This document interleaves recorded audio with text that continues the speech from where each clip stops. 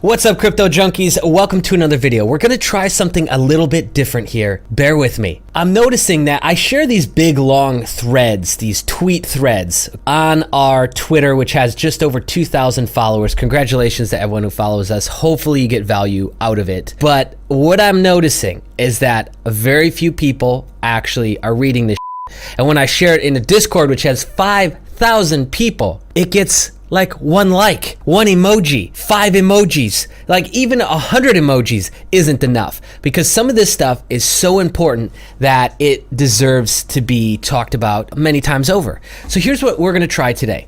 I've got 2 stories here that you're gonna see on this channel over the next 24 hours that are like literally the sole point of the video is just one Twitter thread. And here's what I would love.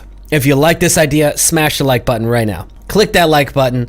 Let me know in the comment section if you like this idea. If you hate this idea, let me know. If it's stupid, if you're one of the few that are reading it in Discord or on Twitter, or maybe one of the ones that I reference in these videos, if you go and actually read those and take the time yourself to read those, let me know in the comments section, and let's see, maybe this will turn into a thing. We can like make its own kind of segment, because so as the crypto space is growing here, these conversations, we can't go so over the top with everything, and I don't like doing that. It just gets boring for me. I like to dive in deep to some of this stuff, and so this is an opportunity for us to give that a shot. All right, here we go.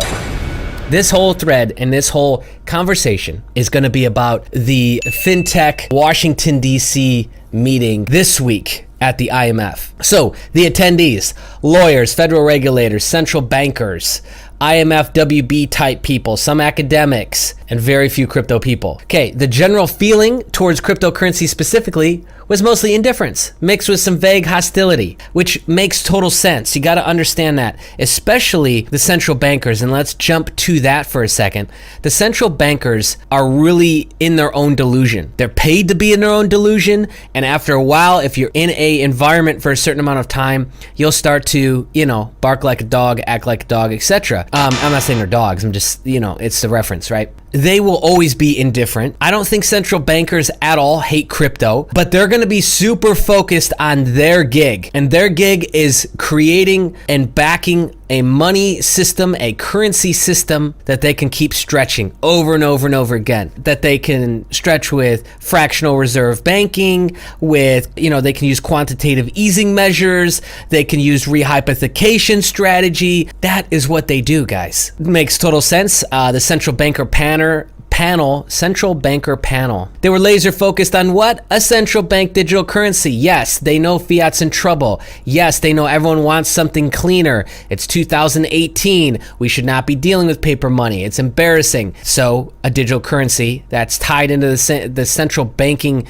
network makes total sense. They have zero concern about Bitcoin and crypto threatening dominant monetary regimens. If they did, they wouldn't even tell you. But I actually think that in this case, just like we saw in 2006 and 2008, these people are so delusional that even when it's done, and let's say everything falls apart tomorrow, they would still be like, no, we're fine.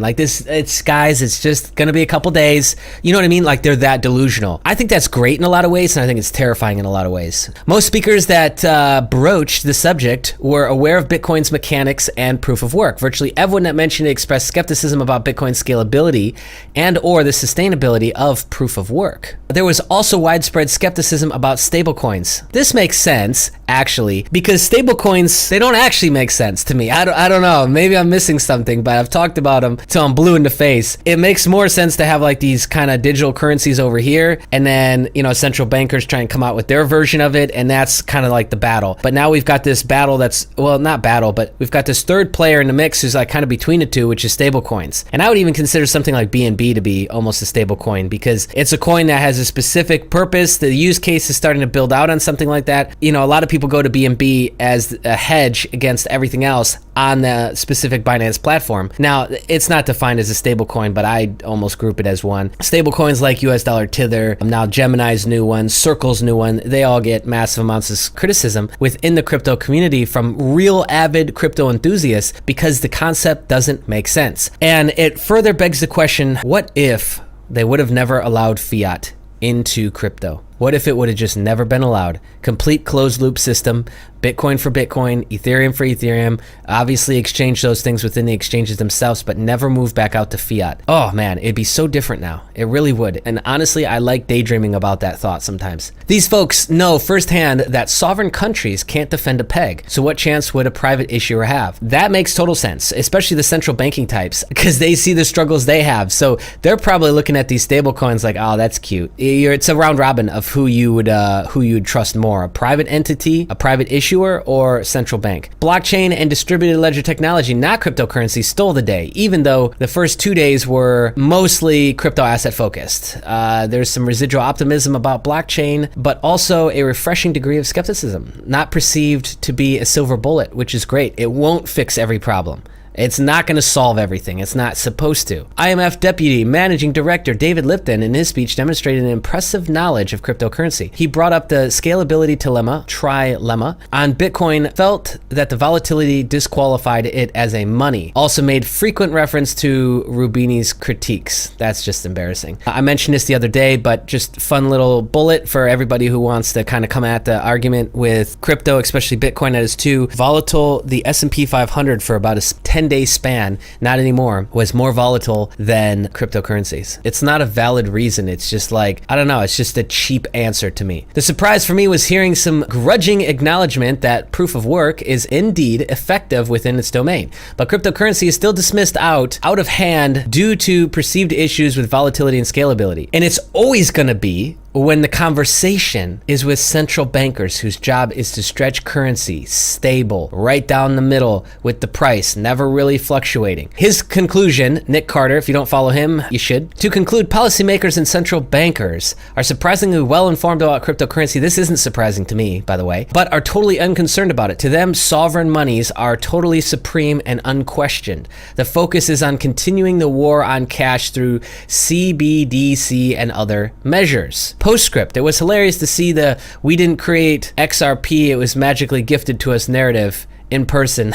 That's a real thing that Ripple execs say with a straight face. That probably is quite funny to see, actually. How I will end this video is that bankers will be bankers, bro. And their focus is always going to be what they consider to be the safest, most sovereign, most secure currencies on the planet, which are things like the US dollar. Now, for any of you that have been following the Crypto Junkies channel and Crypto J channel, you know that that's just not really reality. It is a delusion, and one that serves their own bias. So anyways, that's all I got for you in this video. Again, do you like this? Where we just break down one Twitter thread and go balls deep in on it, and I kind of give my commentary. Do you like it? Do you not like it? Comment below, like button, and subscribe and hit the bell notification if this is your first time here so that you don't miss out on any of the sweet action, baby. All right, see you soon in another video. Bye.